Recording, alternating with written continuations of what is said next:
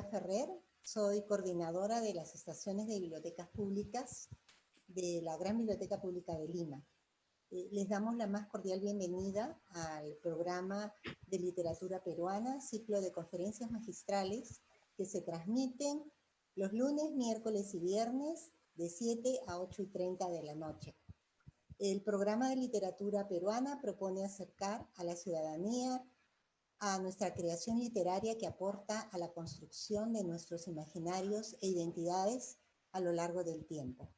En el presente bloque temático, denominado Poéticas de la Modernidad, es un placer contar con la participación de Susana Rice, a quien a continuación voy a presentar. Es doctora en Filología Clásica por la Universidad de Heidelberg, en Alemania, y profesora principal de Literatura en el Departamento de Humanidades en la Pontificia Universidad Católica del Perú. Su obra cubre un espectro temático amplio, desde la teoría literaria antigua y la literatura griega clásica a la teoría literaria contemporánea, la literatura hispanoamericana contemporánea y la teoría literaria feminista. En 1996, Susana Rice obtuvo el Premio Konex de Humanidades en la Argentina por sus aportes a los estudios literarios.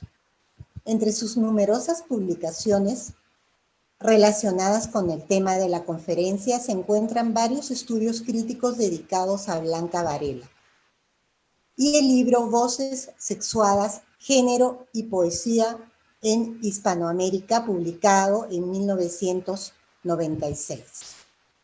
A continuación, nuestra expositora presentará la conferencia titulada Intensidad y Pudor, Luces y Sombras en la Poesía de Blanca Varela. Esta conferencia versará sobre Varela, una de las figuras más brillantes de la poesía peruana del siglo XX, y plantea un reto a quienes quieran adentrarse en el mundo de sus obsesiones personales y artísticas. Para conocerlas, hay que introducirse por los intersticios de un tejido verbal minimalista, producto de un riguroso trabajo de selección, descarte y pulido. Un lenguaje que Octavio Paz caracterizó como una piedra negra tatuada por el fuego y la sal. La conferencia propondrá algunas claves para poder ingresar a ese mundo y gozar la belleza de esta piedra negra. Queda con ustedes Susana Rice.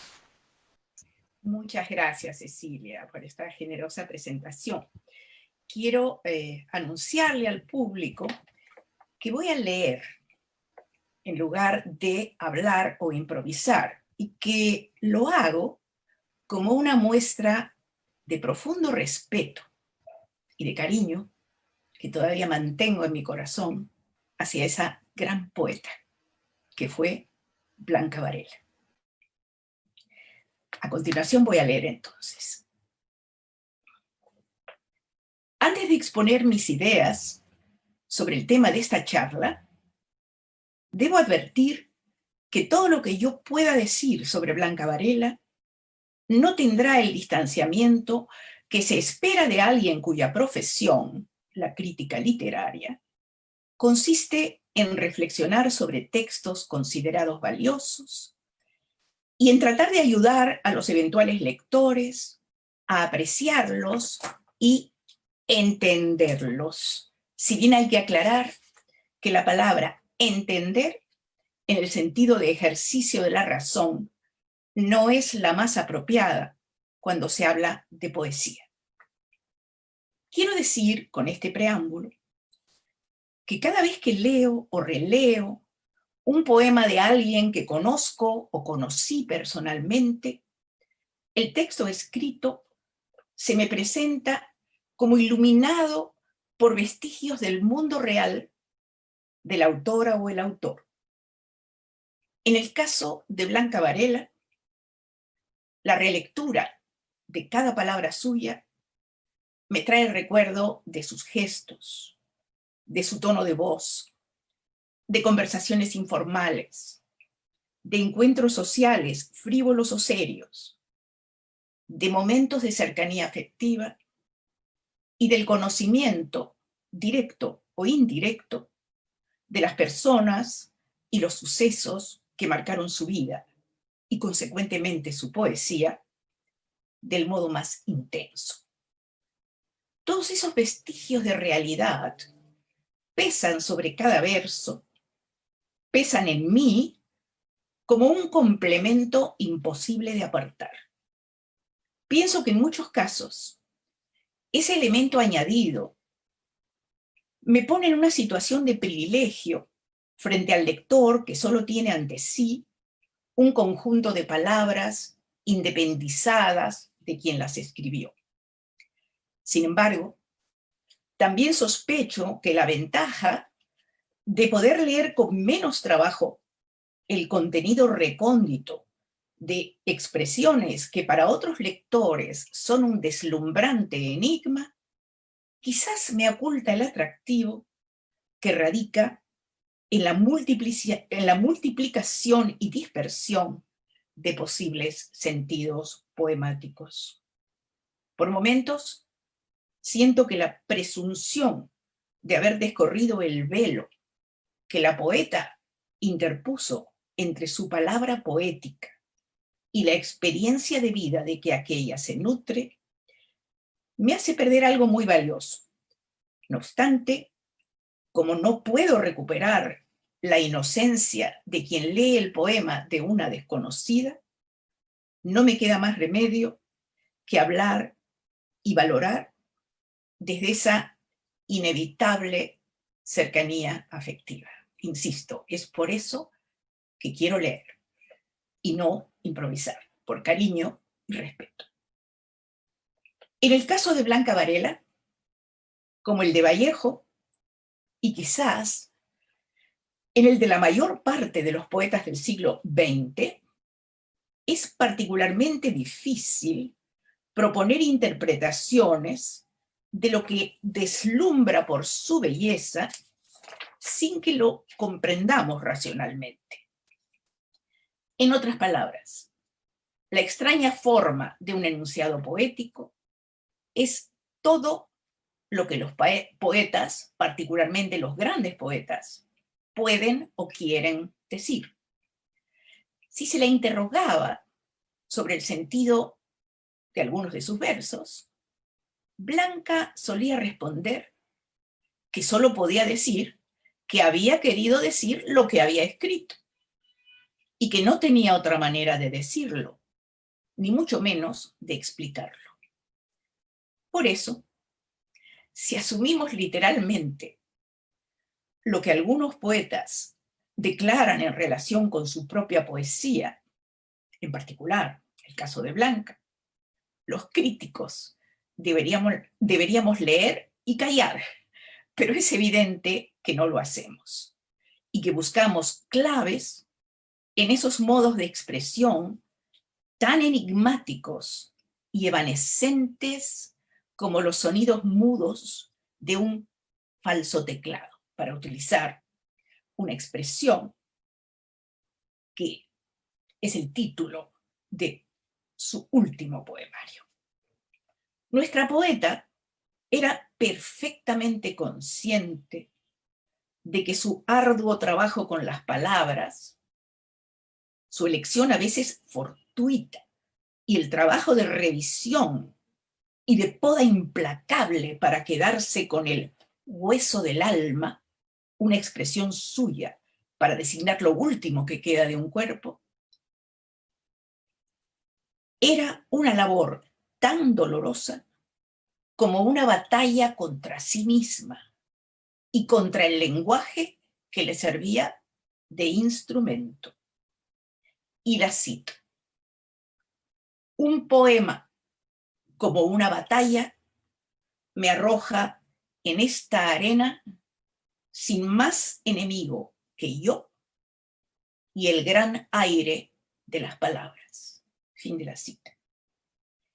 Ese aire de las palabras es caracterizado también como una música por la irreductibilidad de las melodías a una explicación racional o a una historia de la vida real. Nada menos semántico, diríamos, que la música. Y la cito. Las palabras, los nombres no tienen importancia. Escucha la música, solo la música. Fin de la cita. Una música, cabría decir, como la de las composiciones contemporáneas, nada complacientes con los oídos de un público acostumbrados a los tipos de armonía habituales y a melodías fáciles de tararear.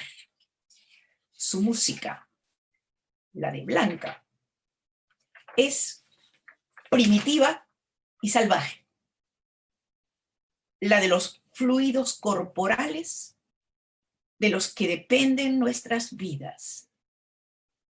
Y la cito. Cito un brevísimo poema suyo en prosa, que se titula Poemas. Poemas, objetos de la muerte. Eterna inmortalidad de la muerte. Algo así como un goteo nocturno y afiebrado. Poesía, orina, sangre. Fin de la cita. Y en otro caso, muerte fluyente y olorosa, gran oído de Dios, poesía, silenciosa algarabía del corazón. Fin de la cita. Y una última. Gira el vals, manantial de orina, vaho dorado y golpe bajo. Fin de la cita. De valses y otras falsas confesiones. A propósito del vals, que aparece en el título de uno de sus libros, Valses y otras falsas confesiones, habría que recordar, o más bien intuir, la conflictiva tensión entre lo amado por conocido y el escozor que probablemente le producía a Blanca Varela la sensiblería de las letras de vals, y en particular de las letras de su madre, Serafina Quinteras, criollista talentosa y jaranera, que escribía letras inolvidables como esta. Muchachita ingenua de los ojos negros, no eres ni siquiera la sombra de ayer. Hoy vives en un mundo de ilusiones, envuelta en la niebla de tu atardecer. Me parece que con tu traje lila, con tu sombrerito de flores extrañas, siendo el terciopelo de tus marimoñas mucho menos suave que el de tus pestañas, muñeca preciosa, que fuiste un conjunto de miel, nieve y rosa, muñeca divina, era una cascada de voz cristalina. ¿Quién deshizo el alma de tus perendengues? ¿Quién quebró tu espejo? ¿Quién rasgó tu mota? Hay en la tristeza de tu desencanto toda una tragedia de muñeca rota. Es el vals, la letra del vals Muñeca Rota, de Serafina Quinteras. Y sigo. No me puedo imaginar nada más ajeno al gusto literario de Blanca Varela que los versos que acabo de citar. Sin embargo, en esos versos también está la clave de su ambivalente amor hacia una Lima vista desde la distancia, desde Estados Unidos, donde vivió unos años, desde esa Lima vista desde la distancia como madre, cuando amorosamente la describe como desdentada mía. El título del libro, Valses y otras falsas confesiones, no se agota, creo, en una explicación de carácter universal y abstracto, como la que apunta el gran crítico italiano ya fallecido, Roberto Paoli, en el prólogo, a uno de los prólogos, a Canto Villano. Y lo cito a Paoli, porque las confesiones siempre son falsas, ya que inevitablemente nos escondemos cuando nos confesamos. Fin de la cita. No hay que olvidar el otras, valses y otras falsas confesiones, que incluye en primer lugar a los valses entre las falsas confesiones. Ni hay que olvidar la relación ambivalente de la poeta con esas letras de emotividad desbordada, con la cultura popular que las produjo, con la liba tradicional que resuena en ellas, con la madre compositora de música criolla, con la condición de madre, con la madre tierra y por último, consigo misma, como producto de todo eso, porque sí, Blanca Varela fue el producto de todo eso.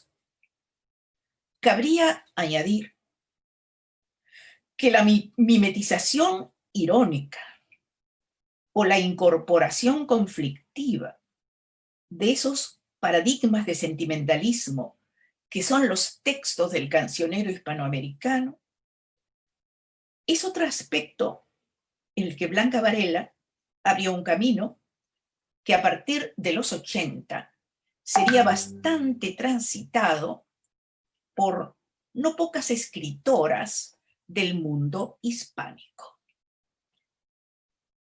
Sobre la disposición rítmica y la sintaxis de los enunciados poéticos varelianos, cabría repetir aquí lo que ha sido observado por muchos críticos como marcas distintivas en lo referente al ritmo.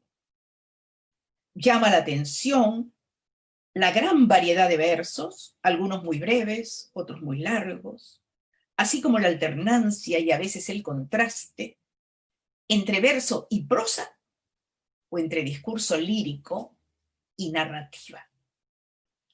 Pienso que esa variedad de esquemas rítmicos y semánticos refleja con notable precisión la variabilidad de la corriente afectiva que atraviesa cada línea de cada poema, o para decirlo con palabras de la propia poeta, longitudes, acentos y tonos siguen, cita, la silenciosa algarabía del corazón.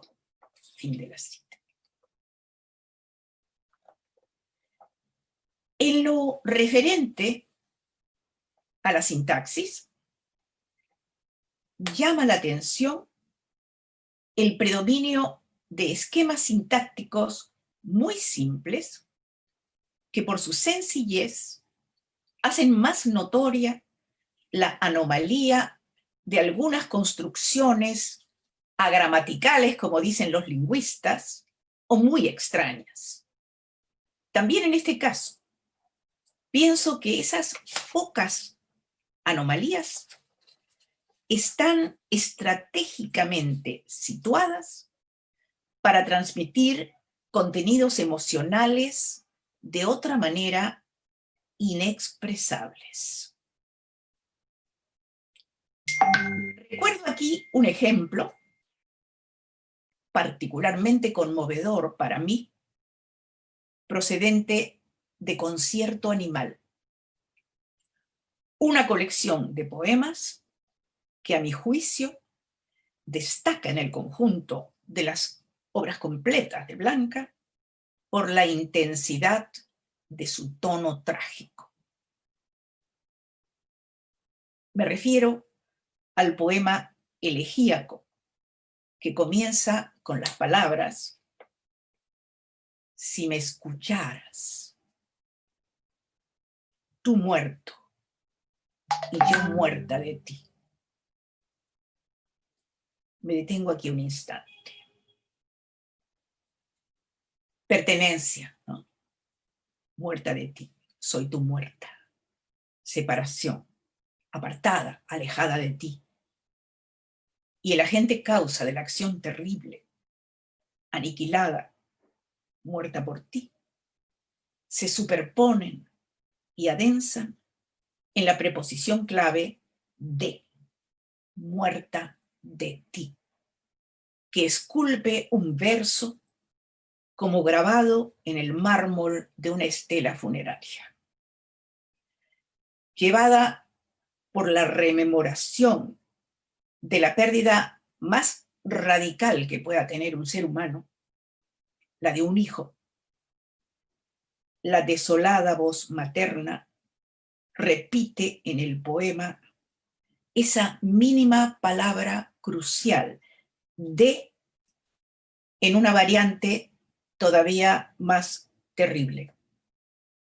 Y la cito: viva insepulta de ti con tu oído postrero, si me escucharas. Me detengo un instante para hacer un recuerdo bastante personal. Escuché a Blanca Varela leer ese poema en la presentación de su poemario Concierto Animal. Ciertamente que el fantasma del adorado hijo muerto parecía que flotaba en el aire del salón del Centro Cultural de la Católica, donde Blanca Varela leyó ese poema en presencia de un montón de personas que la admiraban, que la adoraban y que conocían la circunstancia tan dura en que había escrito ese poema. Para mí fue inolvidable el desgarro contenido,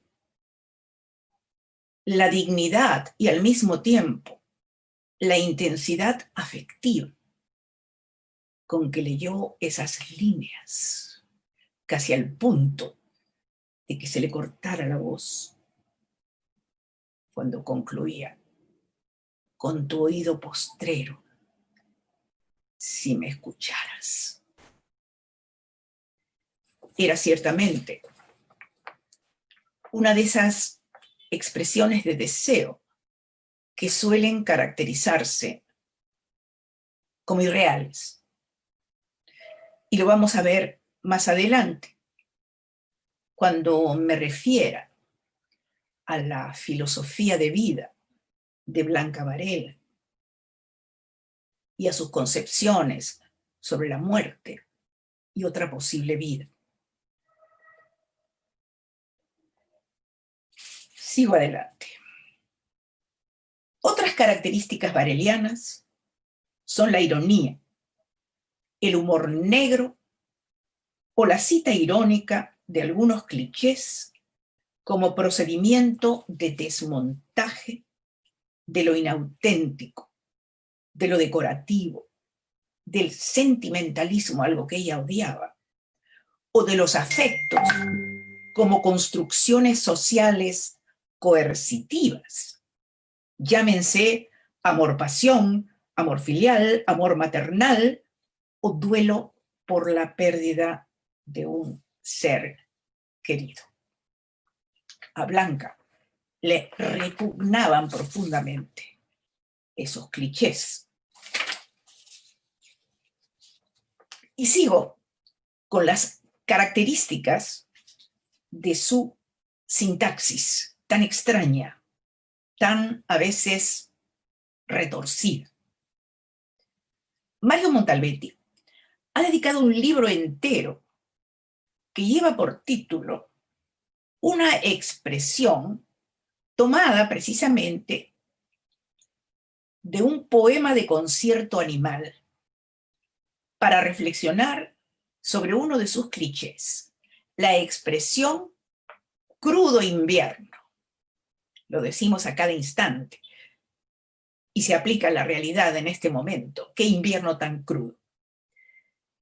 Y sí, en el más crudo invierno, dice la desolada voz de un yo en uno de los poemas más crípticos, más oscuros, de Concierto Animal. Un poema que, como todos los demás de esa serie, no lleva un título que señale alguna orientación para la travesía de la lectura. Y lo leo el poema. Mi cabeza, como una gran canasta, lleva su pesca. Deja pasar el agua, mi cabeza. Mi cabeza dentro de otra cabeza, y más adentro aún, la no mía cabeza. Mi cabeza llena de agua, de rumores y ruinas, seca sus negras cavidades bajo un sol semivivo.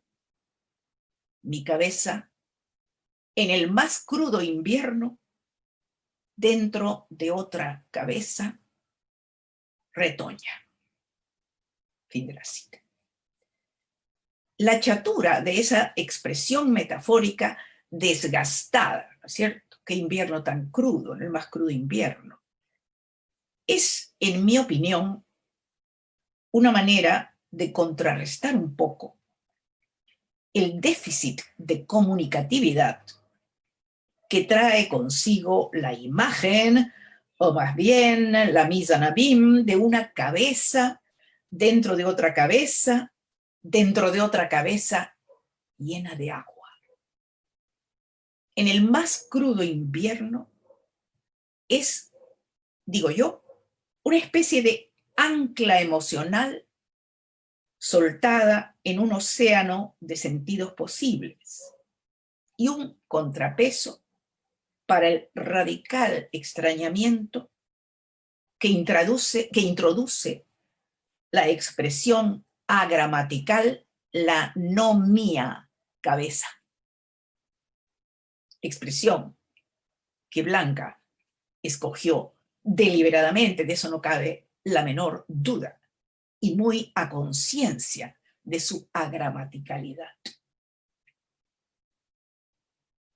La colección Valses y otras falsas confesiones expresa también, ya desde el título, la estrecha conexión entre una ambivalencia emocional, una resistencia a dejarse llevar por los afectos y el ejercicio de la ironía como forma de distanciamiento de lo intolerable.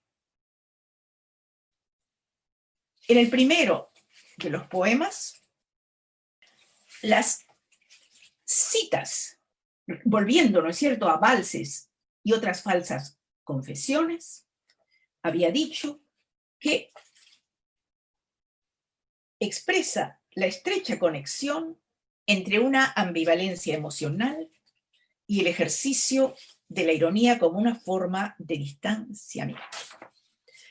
En el primero de los poemas o valses, las citas de fragmentos de letras de vals que preceden a cada unidad poético-narrativa, en este poema justamente, alternan la poesía y la prosa constantemente, expresan esa cruel división entre el amor y el rechazo frente a un objeto primario cuyas partes, buenas y malas, no pueden ser integradas en una síntesis aceptable. Me refiero a la madre en todas sus figuraciones posibles. La madre biológica, la madre tierra, la ciudad natal, la patria, o más bien matria, en este caso. Esas letras de vals, citadas desde una distancia irónica, son a un mismo tiempo vehículos de nostalgia y de protesta. Como en los versos de Catulo, el poeta latino que inauguró en la poesía occidental la expresión de la ambivalencia en aquel famoso dístico que comienza con las palabras odio y amo. ¿Por qué me ocurre esto? No lo sé.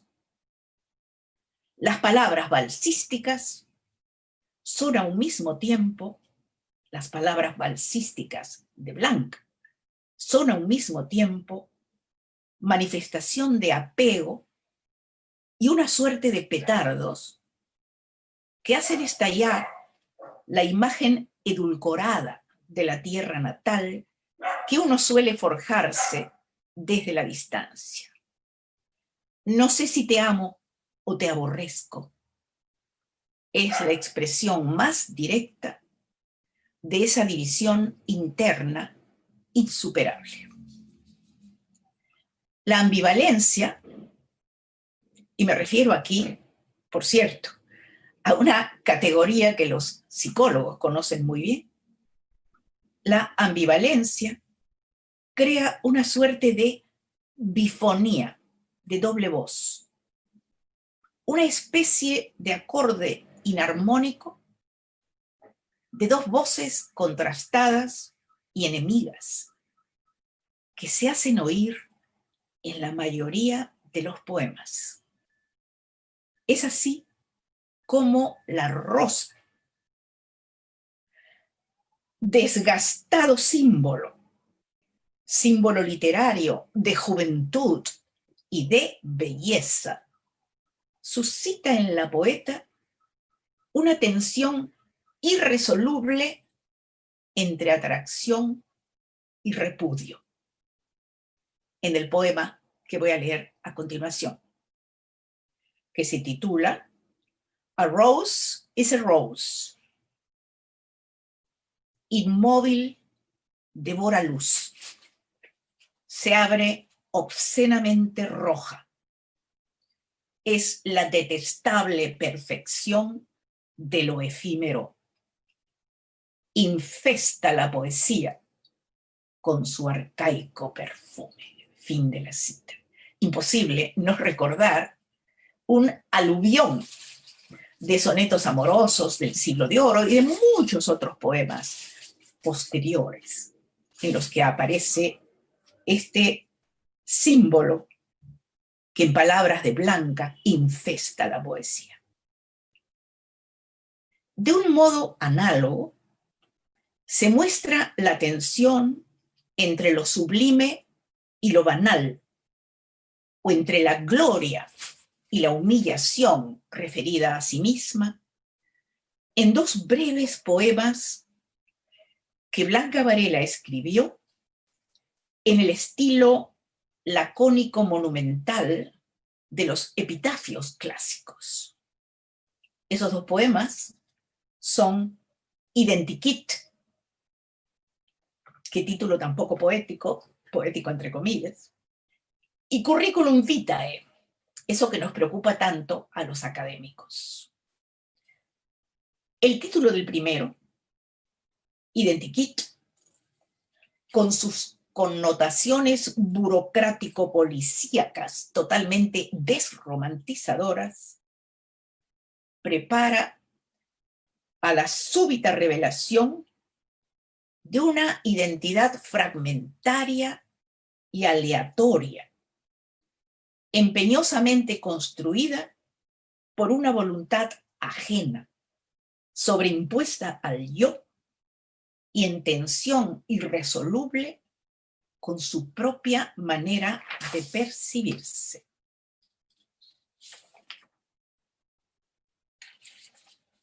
Identikit dice, repito, como en una estela funeraria, estas poquitas palabras. Sí, la oscura materia animada por tu mano soy yo. En el segundo, curriculum vitae, la imagen arquetípica del triunfador. Se entiende que el hombre triunfador. El atleta que deja atrás a sus adversarios y recibe como premio ovaciones y el vino de la victoria, como en las odas olímpicas de Píndaro, es sustituida por la figura antiheroica de un corredor, o mejor dicho, de una corredora solitaria que solo compite en desventaja con su sombra y que solo puede recibir como premio otra carrera. Y la voy a citar. Digamos que ganaste la carrera y que el premio era otra carrera. Que no bebiste el vino de la victoria, sino tu propia sal. Que jamás escuchaste vítores, sino ladridos de perros. Y que tu sombra, tu propia sombra, fue tu única y desleal competidora. Me detengo un instante en la lectura para decir cuánto la mayoría de las mujeres nos sentimos interpretadas en estas duras, durísimas y tan verdaderas palabras. Y me viene al recuerdo una imagen que está en las antípodas de la severidad y belleza de estos versos. Una genial caricatura de Carlín que apareció en la República, en que aparecen listos para hacer una carrera 4 o 5 candidatos hombres muy bien trajeados y otras tantas mujeres agachadas, sudorosas, que tienen delante de sí una serie de artefactos caseros que tienen que superar o saltar. La cocina, la mesa de planchar, el frigider y toda clase de adminículos para el hogar.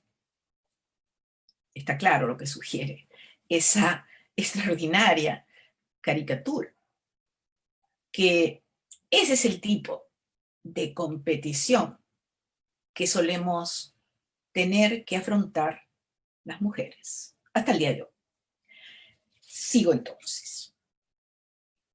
Aún más desoladora que la imagen anterior es la imagen con la que la poeta se representa a sí misma a través de los espantos de un supuesto sueño. El poema se llama Secretos de familia. Y dice así: soñé con un perro desollado. Cantaba su cuerpo rojo silbaba.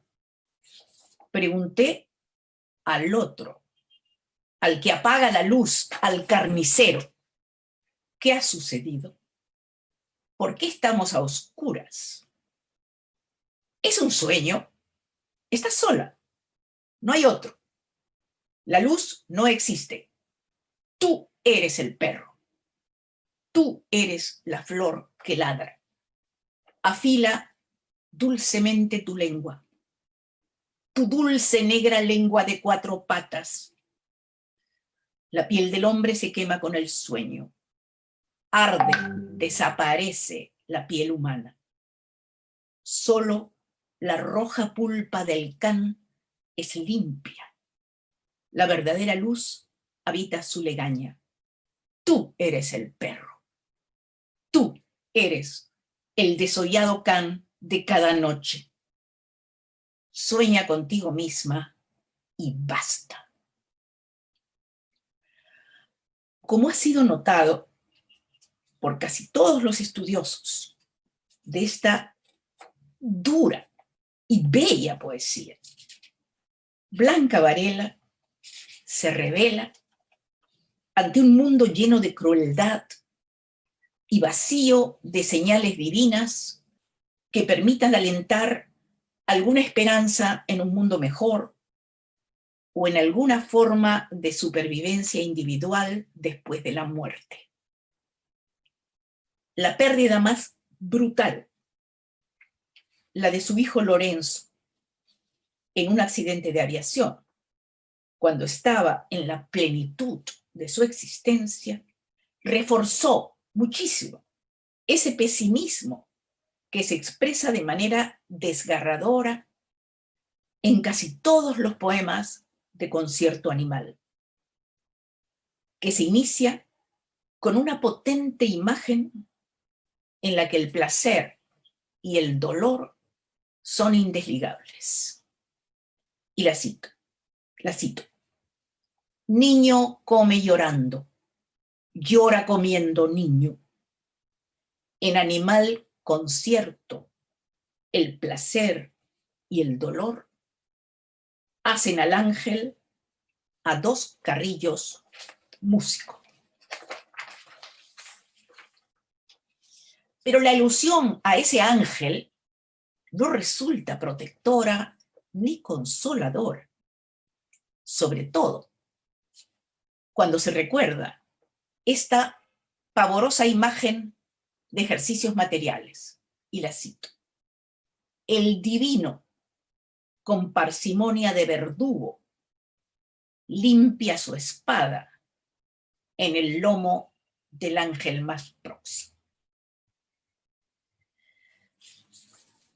Voy a hablar brevemente sobre las etapas que se pueden distinguir en la poesía de Blanca Varela a lo largo de su vida. Aunque más que de etapas, yo hablaría del hallazgo sucesivo y a veces simultáneo de distintas voces o personas poéticas que emanan de un mismo núcleo emocional, siempre escindido por la ambivalencia.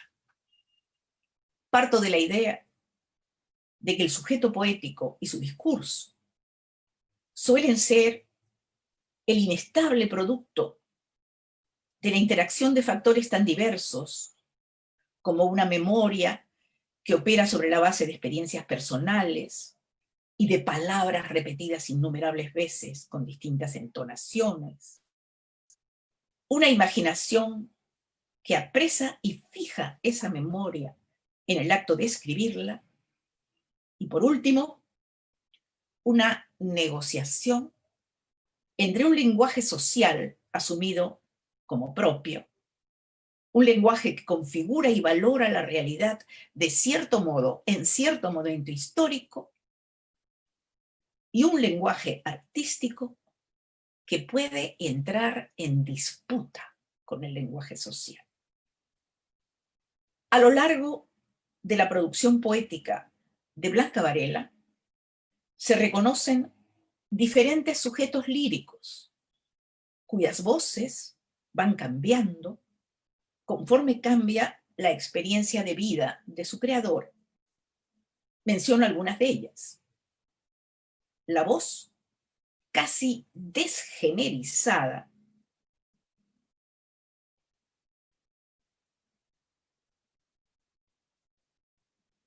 y universalizante de una poeta joven y tímida que admira y se apoya en los grandes maestros, como Breton, como Octavio Paz, que fue su mentor, o como Westphalen, a quien ella también admiraba. La voz de los grandes maestros, pero que al mismo tiempo suena agobiada por el desamparo y una profunda soledad. La voz de la intelectual deslumbrada ante París, ombligo de la cultura de posguerra, en contrapunto con una voz nostálgica que se reconoce en ese Perú entrañable y lacerante revelado por José María Arguedas, a quien Blanca admiraba profundamente.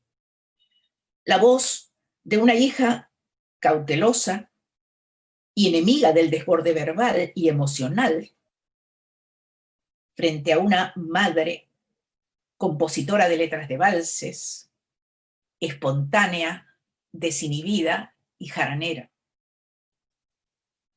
La voz de una madre joven, sorprendida por el descubrimiento de esa otra cara de la maternidad, que es la pérdida definitiva del paraíso simbiótico.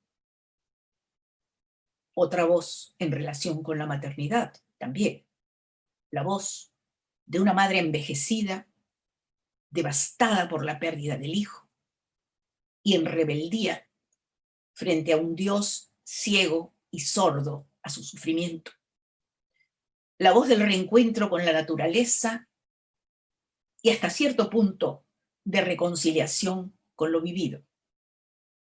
La voz de la aceptación del deterioro y de la muerte. Una muerte sin trascendencia ni posibilidad de retorno como destinos finales. Y por último, la voz de una mujer que se acerca al término de la vida sin temor, admirando la serena entrega del animal ante lo inevitable. Como queda claro en su libro Ejercicios materiales, el cuerpo, la carne, la materialidad es para la poeta el principio y también el fin. La única manera de supervivencia se daría a través de la especie. Como en la arcaica poesía homérica, la imagen de la continuidad de la vida solo se da en la naturaleza, en la que unas hojas caen y otras brotan en una sucesión interminable. Los animales, sin conciencia del tiempo, pero intuitivos cuando se aproxima su muerte, son un arquetipo de aceptación del fin de la vida y de dignidad que los humanos, sobre todo quienes como Blanca Varela no creen en un más allá, deberíamos aprender. El gesto que evoca Varela en relación con esta dignidad de los animales es profundamente conmovedor para quienes, como yo, amamos a los animales, amamos a nuestros pets y los hemos visto morir. Es cierto que ellos se repliegan en la soledad y el silencio y miran la pared, se voltean, en un gesto de aceptación plena que es tan difícil para los humanos, siempre anhelantes de un más allá en el que se mantenga nuestra individualidad. Y voy a citar ese poema extraordinario que a mí me hiela la sangre.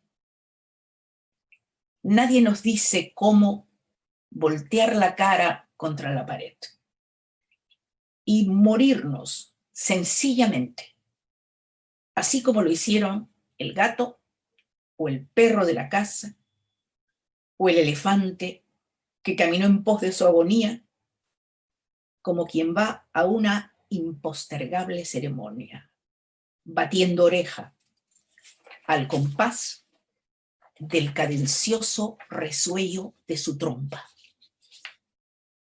Solo en el reino animal hay ejemplares de tal comportamiento. El cierre tan seco, tan distanciado de afectos, es también característico de los momentos de más intensa emocionalidad que Blanca Varela trataba de aplacar. Por último, y para terminar, me referiré a lo que llamamos los críticos literarios la poética de un escritor, la poética de Blanca Varela. En relación con este último tema, tal vez convenga precisar qué entendemos por poética. Si de lo que se habla es de una manera personal de entender la poesía o de un ideal artístico que se expresa en construcciones verbales mediante las cuales se logran ciertos efectos estéticos y cierto impacto emocional, entonces me inclino a pensar que en la obra de Blanca Varela esos efectos son el producto de una dolorosísima indagación en las zonas más recónditas y oscuras de su propio ser. Lo que encuentra la poeta en esos recorridos a ciegas por los laberintos de su intimidad son las palabras de otro u otra en las que no se reconoce del todo, o en las que reconoce una parte de sí que la asusta.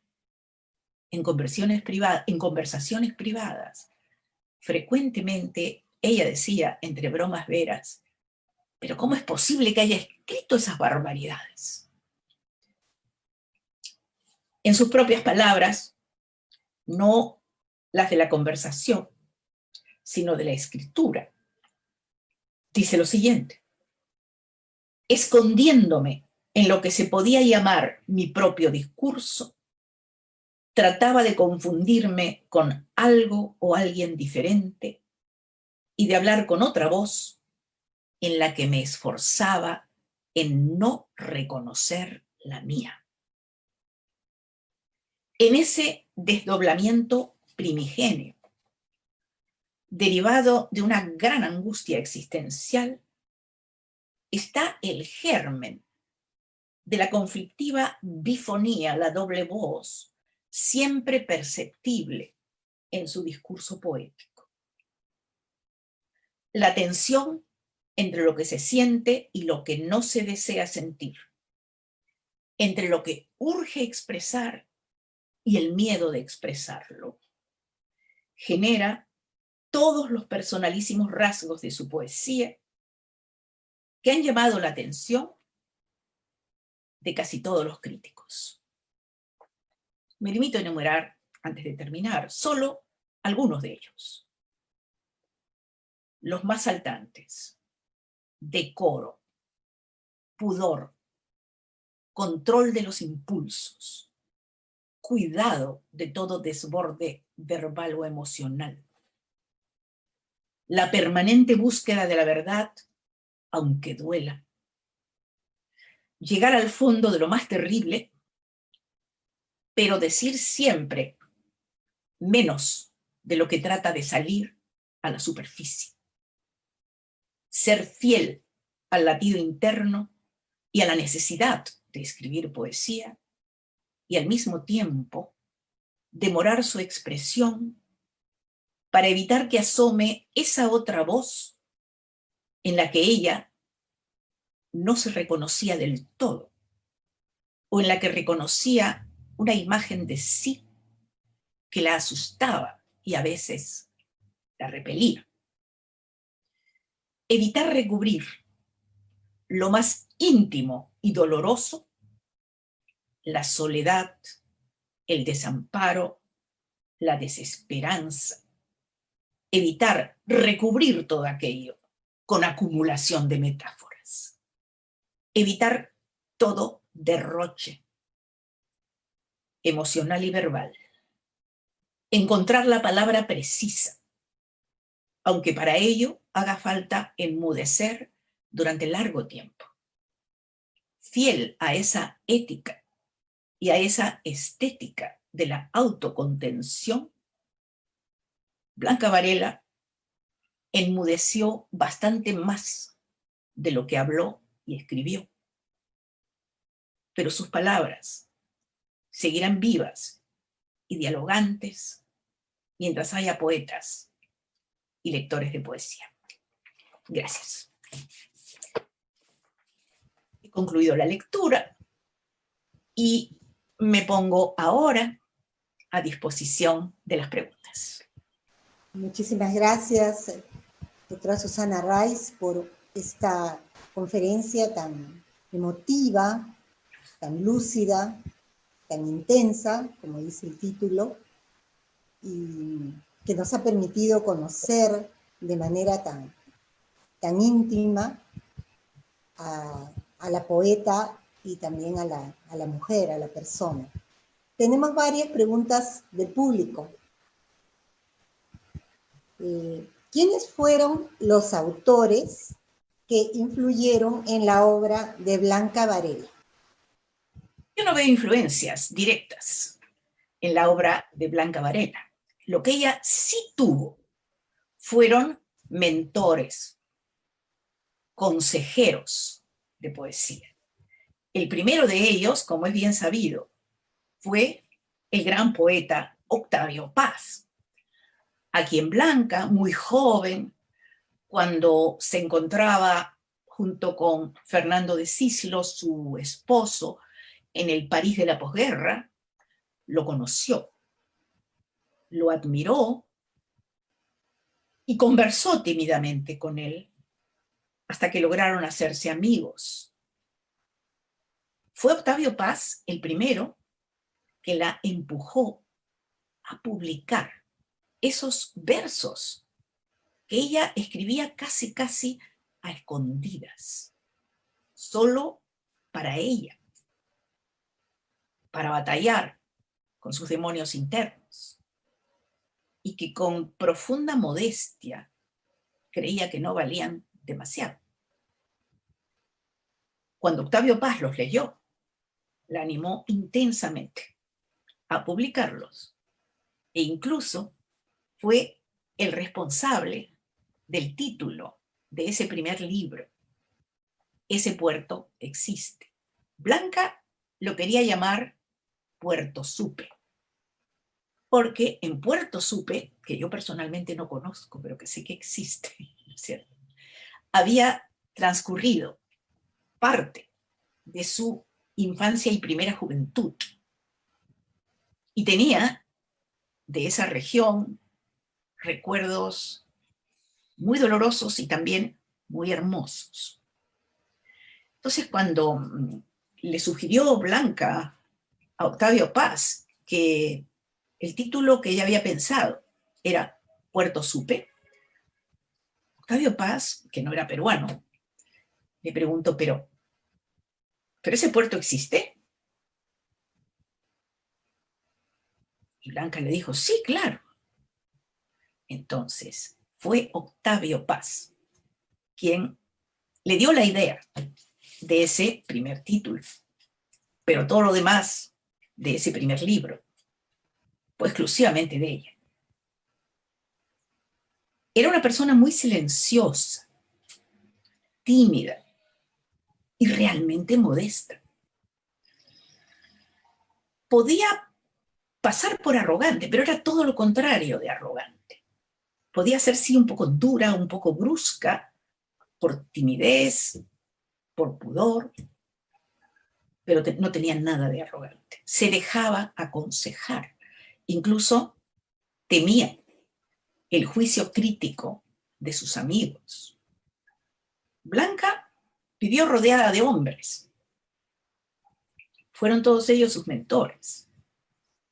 Quizás eso haya influido en este temor de darse a conocer, de presentar su obra, en un momento en que prácticamente no había poetas mujeres. Y ella, hasta casi los últimos tiempos, recordaba que había sido tratada muy bien por todos esos hombres, poetas, con los que ella había crecido literariamente en las tertulias de San Marcos, o en las tertulias organizadas por José María Reguedas y otras personalidades de esa época, ¿no es cierto? Entonces, pues nada, eso es lo que puedo responder a esa pregunta. Una siguiente pregunta. ¿De qué manera influyó el surrealismo de Octavio Paz en la poesía de Blanca Varela? ¿El qué? ¿El simbolismo? El surrealismo. Ah, el surrealismo. El surrealismo. Buena pregunta. Buena pregunta. Se ha hablado bastante del surrealismo de Blanca Varela o de la influencia que pudieron haber tenido en ella precisamente las vanguardias históricas. Sin embargo, nada más ajeno a Blanca Varela que dejar brotar el inconsciente, o que dedicarse a una de las técnicas surrealistas, que era la escritura automática. Una poeta tan cuidadosa, tan severa consigo misma, tan parca con sus palabras, no encajaba completamente dentro de las fundamentales tendencias del surrealismo. Su poesía es densa, es oscura. Sus metáforas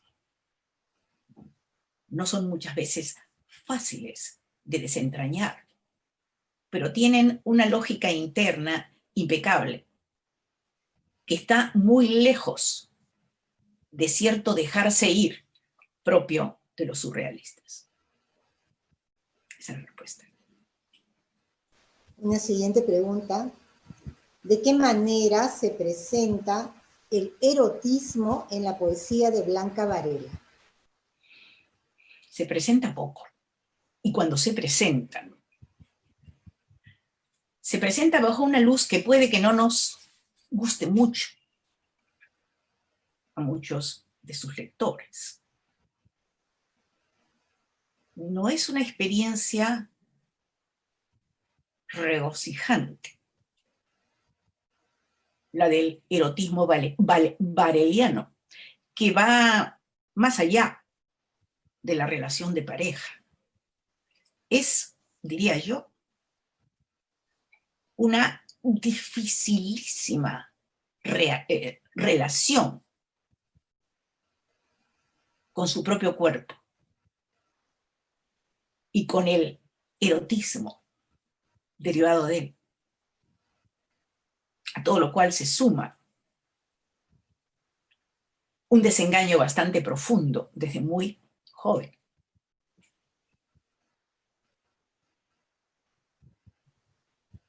No sé si con erotismo se refiere quien ha hecho la pregunta a relaciones amorosas. De esto hay poco en la poesía de Blanca Varela. Y sí hay mucho desencanto.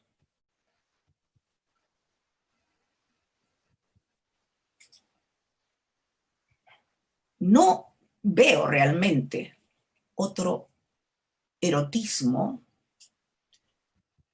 que la concentración en su cuerpo, en su carne, en la materia de que su cuerpo estaba hecho y que ella pensaba ciertamente como perecible.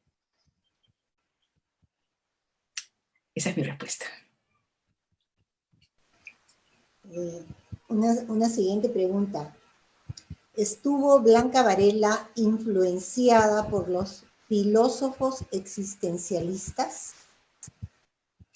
En cierta medida sí, pero en Blanca las influencias eran siempre un poco distantes. Blanca Varela era una pensadora muy original, no solo una poeta, también una pensadora muy original. Y es evidente que no pudo mantenerse al margen del existencialismo que prácticamente se respiraba en el París al que ella emigró siendo muy joven, cuando recién empezó a escribir sus poemas. Y sí, hay trazas del pensamiento existencialista, sobre todo en parte de algunos de los primeros poemarios. Luego, yo diría que se desentiende completamente de todo aquello y habla desde sí misma, con todos los dolores, con todas las angustias y con todas las incertidumbres. En la primera parte de la conferencia mencionó que el aire de las palabras era la música. ¿Podría ser también el silencio, ya que este es un elemento importante de su poesía? Ciertamente, de eso no me cabe la menor duda. Más aún, yo por eso concluí la presentación señalando que Blanca Varela cayó más de lo que habló. Es decir, fue una cultora del silencio. Y en ese silencio daba sus luchas internas. Esas luchas entre lo que sentía y lo que no podía o no quería decir. Primero por inseguridad, más adelante por pudor. Sí, el silencio es crucial en su poesía, también. Es el silencio que se da en el goteo, por ejemplo, ¿no? Plin, plin, plin. O la música, que son dos factores poderosos en su poesía.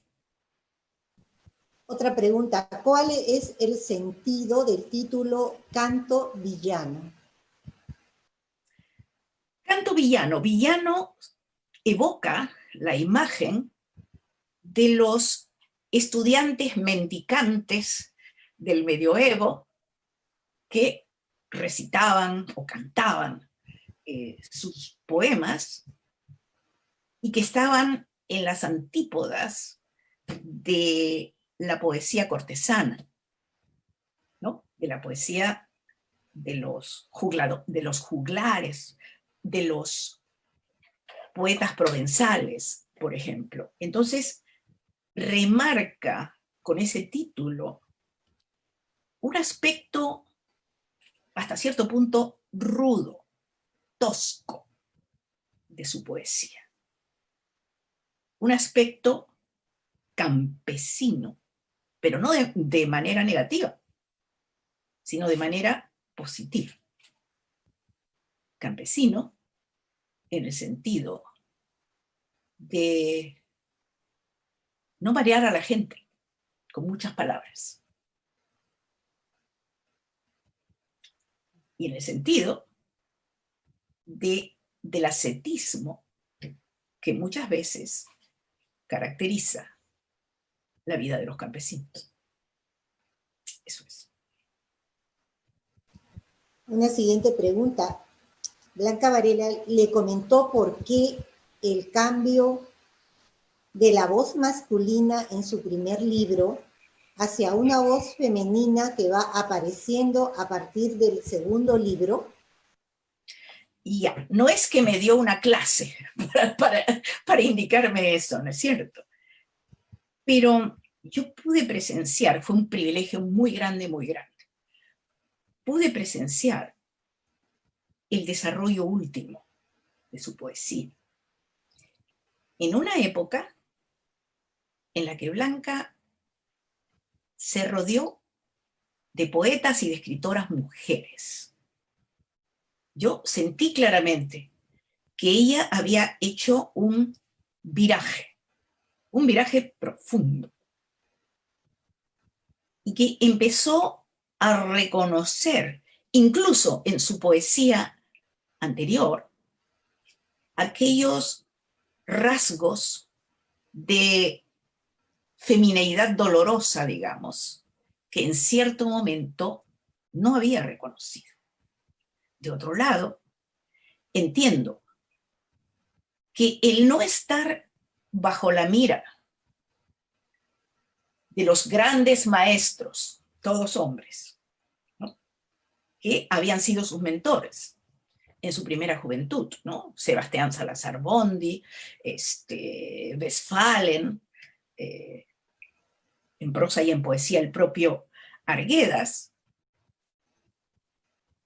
luego Octavio Paz, que tuvo una presencia fuertísima, ¿cierto?, en su ingreso a la poesía, ingreso público a la poesía, porque adentro la llevaba siempre, ¿no es cierto? Entonces, cuando la conocí la primera vez, solía decir que los hombres la habían tratado bien, refiriéndose a estos grandes maestros. Recuerdo que en una oportunidad yo traté de hincar un poquito y le dije, ¿pero no sería porque tú eres y eras tan bonita? Se rió. No me respondió nada. Pero lo que es un hecho es que con el andar de los años se acercó cada vez más a las escritoras mujeres, que acabaron por formar, yo diría, su círculo casi exclusivo. Yo tuve la fortuna de participar en cierta medida en esa época, no siempre, porque por esos años yo vivía en Estados Unidos, pero viajaba regularmente al Perú y nunca faltaron algunos de esos encuentros, que solían hacerse en la casa de una amiga muy, muy, muy querida, que es una casa muy acogedora, una amiga poeta, narradora, ahora colega mía en la Universidad Católica de la Maestría en Escritura Creativa, Giovanna Polarolo. Una mujer súper acogedora, que adoraba a Blanca Varela y que la acompañó hasta sus últimos momentos, cosa que yo no pude hacer porque no estaba aquí. Que se comportó con un cariño, con una lealtad inmensos. Esa es otra gran mujer. Doctora Susana Rice, queremos agradecerle por esta extraordinaria conferencia que nos ha brindado hoy día acerca de la poesía de Blanca Varela. La verdad que el público ha quedado muy, muy agradecido y satisfecho por sus palabras, su análisis, sus comentarios, y sobre todo porque usted conoció a la poeta, conoció a la mujer, y quedamos, como le digo, reitero, profundamente agradecidos por esta extraordinaria conferencia. Y tenemos también algunos saludos de personas que nos están viendo de distintas partes del Perú. Saludos desde Huacho, Tacna, Huaraz, Piura. Saludos de la institución educativa 3022 José Sabogal, del Instituto Simón Bolívar de Otusco de la Libertad, de la Biblioteca Municipal César Vallejo de Puente Piedra, del Instituto Educativo Padre Eloy Arribas Lázaro de Arequipa. Verdaderamente me conmueve tanta gentileza. Nunca pensé que mis palabras podían llegar tan lejos. Y claro, eso se lo debo a la invitación de la Biblioteca Nacional del Perú. O sea que una vez más, gracias por esta oportunidad. Al público asistente les agradecemos una vez más su participación el día de hoy. Los esperamos en la próxima sesión, el miércoles 5 de agosto, fecha en que el investigador Peter Elmore conversará sobre el tema La ciudad escrita, Lima y la generación del... Añado que fue un alumno mío muy querido, Peter Elmore. Agradecemos a todas las personas que siguen la conferencia. Les recordamos que la Biblioteca Nacional desarrolla una programación cultural virtual atendiendo las necesidades de estos tiempos de emergencia sanitaria. Todas las sesiones están siendo grabadas y se colgarán próximamente en las redes sociales, Facebook, YouTube y en nuestro podcast. Gracias por su participación. Gracias, doctora Raiz.